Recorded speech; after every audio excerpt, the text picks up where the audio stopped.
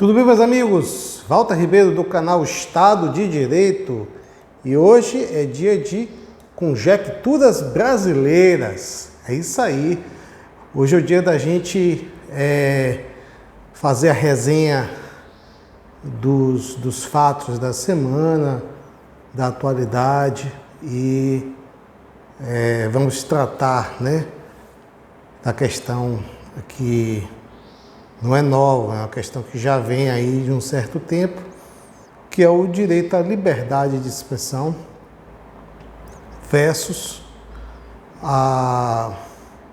o controle e a moderação das diversas mídias, não só redes sociais, mas as TVs, as rádios, os jornais, enfim, algo que em pleno século XXI, em 2023, parece que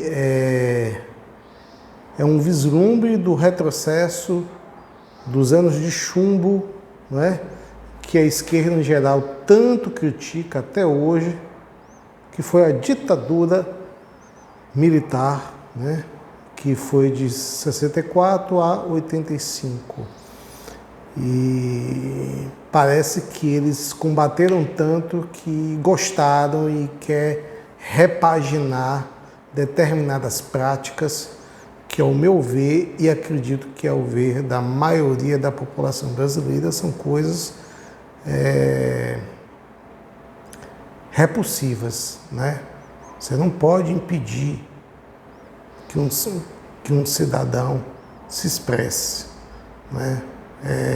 manifeste sua vontade, de maneira civilizada, de maneira ordeira, dentro da lei. Você não pode impedir. E mesmo fora, se ele fizer fora da lei, tem aí,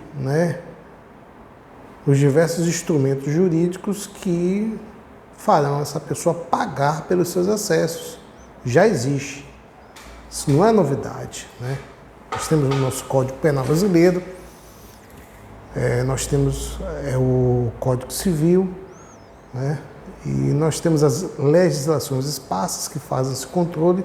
Então, para que se falar em mais controle? Eu acho que mais controle do que já temos hoje seria a censura tão combatida na época do regime militar pela então esquerda que hoje está na situação. A gente pode citar aí o artigo 5º, inciso 4º, que prevê o direito de todo cidadão expressar livremente o seu pensamento, e o inciso 5º desse mesmo artigo, que diz que se esse cidadão ou se a pessoa jurídica cometer excessos, cometer crimes, ele irá responder, tem que abrir espaço na mídia onde ele fez a ofensa para que o ofendido se defenda, apresente suas razões e, ao mesmo tempo, poderá sofrer ações de indenização por danos morais, materiais, ou seja, que perdeu, e, se for utilizada a imagem sem a prévia autorização, também reparação ao direito de imagem. Então, isso está no escopo constitucional.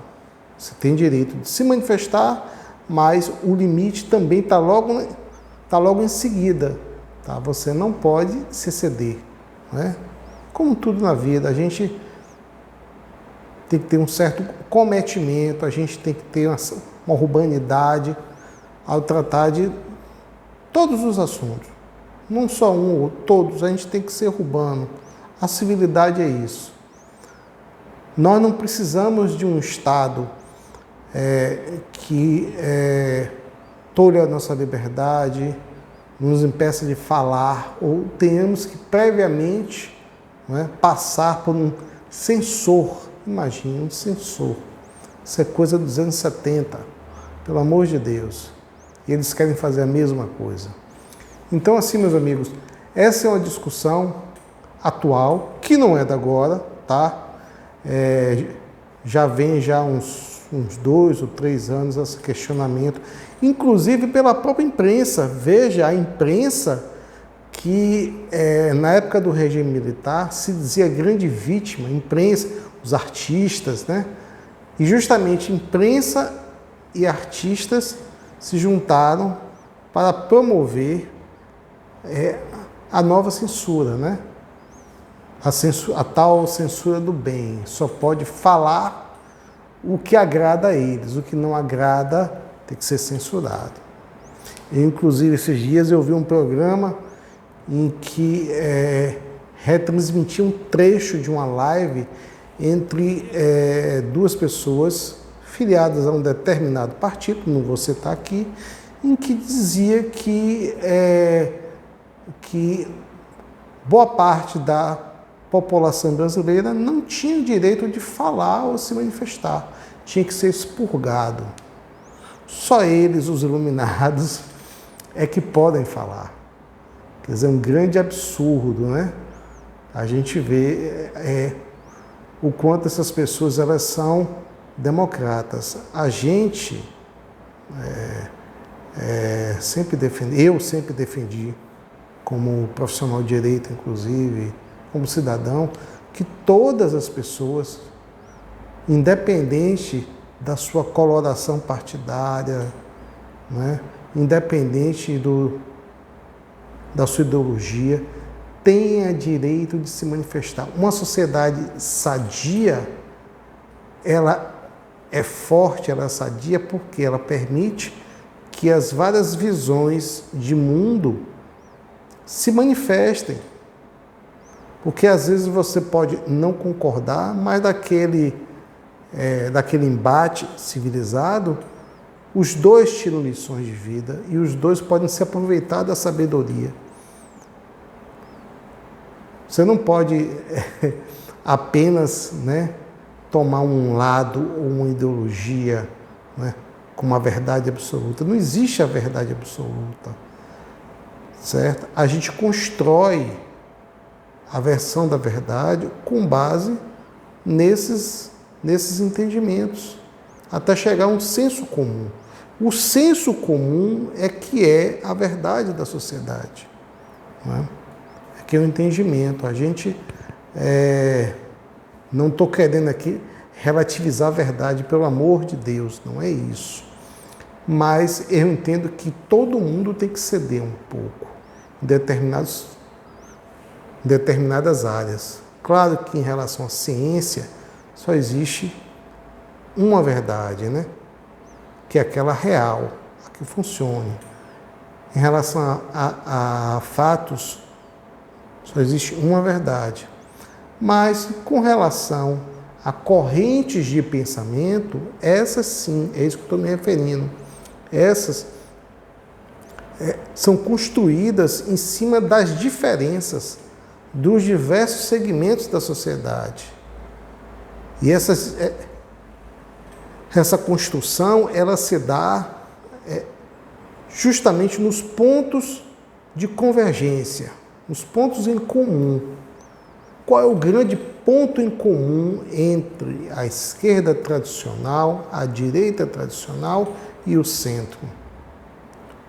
O amor ao país, à pátria, ao desenvolvimento econômico, geração de emprego, melhores condições de saúde pública, melhores condições de educação pública, segurança pública, e um desenvolvimento socioambiental de uma maneira global que seja benéfica a todas as matizes, a todas as correntes, a todos os cidadãos.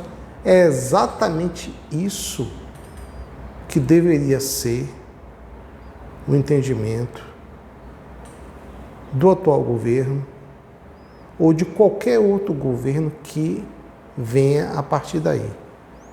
Tá? É importante. A gente tem que pensar no país, no desenvolvimento do Brasil.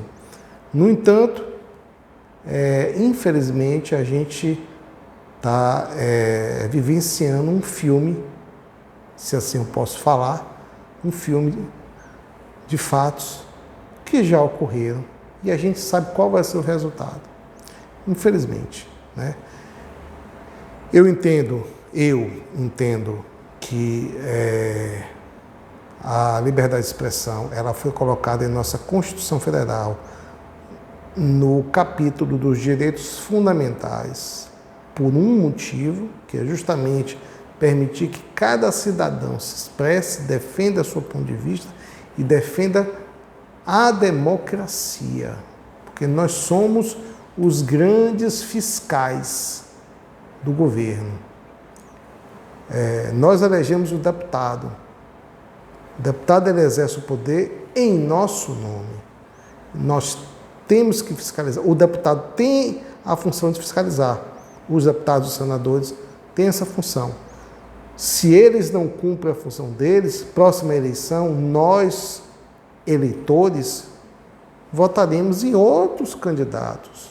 E a gente tem que estar atento à posição de cada um dos nossos representantes, de cada pessoa que nós votamos, tá? E nos deputados, dos políticos, que nós não votamos também, porque querendo ou não, eles nos representam. Não importa, eles nos representam. Então, se essa pessoa que está lá, que tem essa função de nos representar, se a nossa caixa de ressonância, tem a obrigação de fiscalizar o orçamento, fiscalizar os atos do Estado, propor leis, defender o interesse da sociedade, ele não cumpre nada disso, ele só vê o seu lado. Daqui a 4 anos, na verdade menos de 4 anos, né? Outubro de 2026, a gente vai votar em outros. Vamos anotar os nomes daqueles deputados estaduais, deputados federais, senadores que estão trabalhando contra os interesses do Brasil, contra os interesses da população brasileira, tá?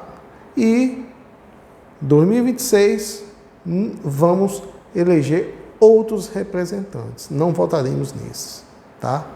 Então, um forte abraço a todos. Viva o Estado Democrático de Direito. Viva o Brasil, né? E até a próxima.